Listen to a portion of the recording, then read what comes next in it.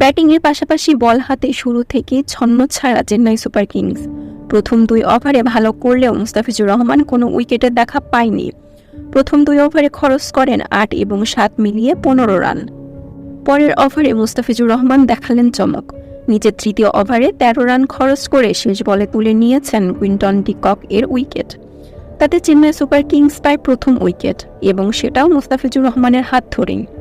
মুস্তাফিজুর রহমানের স্লোয়ার কাটার delivery, bat চালাতে ব্যর্থ কুইন্টন ডি কক, তাতে উইকেটের পেছন থেকে ক্যাচ ধরেন মহেন্দ্র সিং ধোনি। প্রথম উইকেটের দেখা পায় চেন্নাই, খুশি ছিলেন মহেন্দ্র সিং ধোনি। মুস্তাফিজুর রহমানের সে কি হাসি!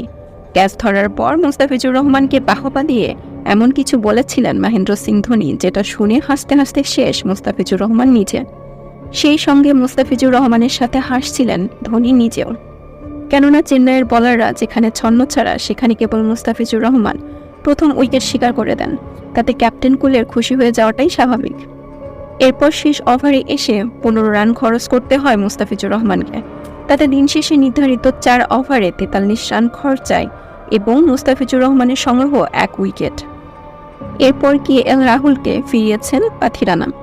53 বলে 82 রানের ইনিংস খেলেন এ ব্যাটার।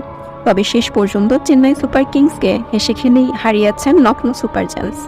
কেননা এর আগে প্রথমে ব্যাট করতে নেমে নির্ধারিত 20 ওভারে 6 উইকেট হারিয়ে 176 রানের লক্ষ্য দাঁড় করায় চেন্নাই সুপার কিংস।